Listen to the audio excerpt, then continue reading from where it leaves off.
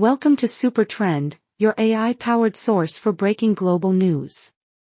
Today, we're diving into the extraordinary developments unfolding in Syria that have shocked the world and reshaped the Middle East in a matter of days. In a stunning turn of events, the Syrian opposition forces have swept across the country in a lightning offensive, toppling the regime of Bashar al-Assad after 13 years of brutal civil war.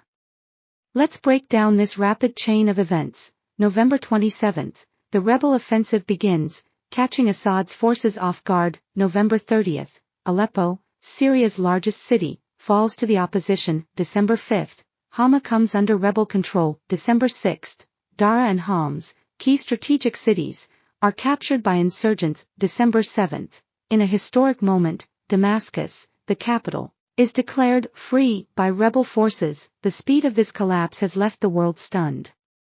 Assad's military, weakened by years of conflict and internal decay, crumbled in the face of the advancing rebels. Reports suggest that many soldiers simply discarded their uniforms and stepped aside, their morale shattered by years of mismanagement and corruption. But where is Assad? The rebels claim he has fled the capital, possibly to Russia, though his office initially insisted he remained in Damascus. The sudden power vacuum has sparked a flurry of diplomatic activity across the region and beyond. The humanitarian situation, already dire, now faces new challenges.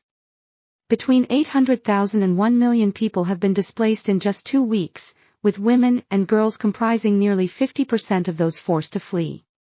The UN reports that 13 million Syrians, more than half the country's population, face high levels of acute food insecurity. As the dust settles, attention turns to the future. The opposition forces are now tasked with the monumental challenge of uniting and governing a fractured nation. They've already begun reaching out to high-ranking officers from Assad's government, seeking defections to smooth the transition. For millions of Syrian refugees in neighboring countries, these events bring a mix of elation and caution.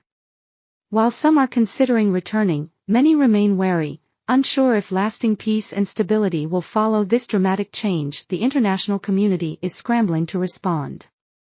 The UK's Foreign Secretary has already made a statement to Parliament, emphasizing their decision not to re-engage with Assad despite pressure from his allies.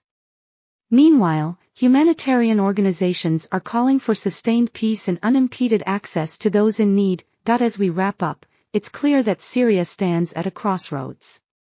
The fall of Assad's regime marks the end of an era, but the challenges ahead are immense.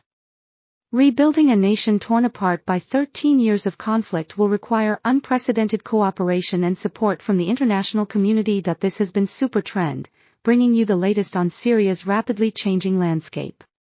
Stay tuned for more updates as this historic situation continues to unfold. Until next time, it's your anchor C. Bibian.